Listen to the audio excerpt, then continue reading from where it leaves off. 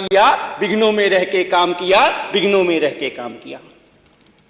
हमारे भारत के आने वाले स्वर्णिम काल का आप सभी को मेरा अमृत नमस्कार। इस ऐतिहासिक विधान भवन में उपस्थित हुआ हूं।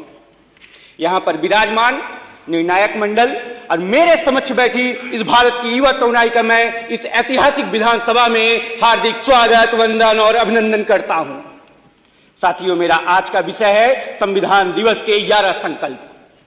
भारत के संवैधानिक मूल्यों को मजबूत करने की शपथ।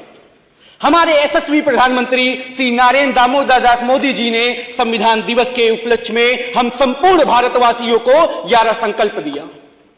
साथियों, यह वही संकल्प है जिससे हमारे भारत का पुनरुत्थान होगा और हमारा भारत विश्व में फिर से विश्व गुरु बनेगा। तो मैं सब पहले संकल्प की बात करता हूं, नागरिकों का कर्तव्य और उसका पालन। चाहे नागरिक हो या सरकार हो, सभी को अपने संकल्पों का पालन करना चाहिए, अपने कर्तव्यों का पालन करना चाहिए। जब सभी पूरी ईमानदारी और निष्ठा से अपने संकल्पों का पालन करेंगे तो हमारा भारत फिर से विश्व के शिखर तक पहुंचेगा।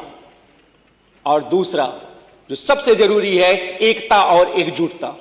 मुझे ध्यान आता है जब ब्रिटिश आक्रमणकारी और अरब आक्रमणकारी हमारे इस भारत भूमि में आए तो हमारे यहाँ के जो राजा महाराजा थे उनकी सेनाओं की संख्या हजारों और लाखों में हुआ करती थी, तो भी वो ब्रिटिश आक्रमणकारी आए, हमारे ऊपर अत्याचार कर गए और हमें गुलाम बना गए। तो हमारे यहाँ कहा जाता है कि पग पग पर बदले बोली भाषा, पग पग पर बदले वेशभूषा। तो हमें अपनी इन भिन्नताओं के साथ अपने भारत को एक बंधन में पिरोना होगा।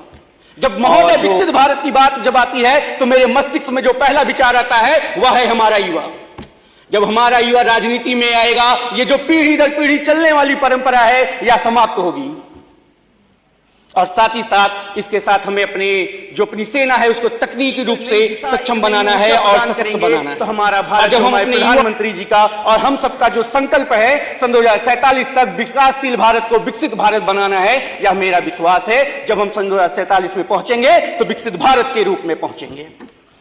तो मैं अंतिम में एक पंक्ति के साथ अपनी वाणी को विराम दूंगा कि संघर्षों के साए में इतिहास हमारा पलता है, कि संघर्षों के साए में इतिहास हमारा पलता है। जिस ओर जवानी चलती है उस ओर जमाना चलता है, जिस ओर जवानी चलती है उस ओर जमाना चलता है। धन्यवाद।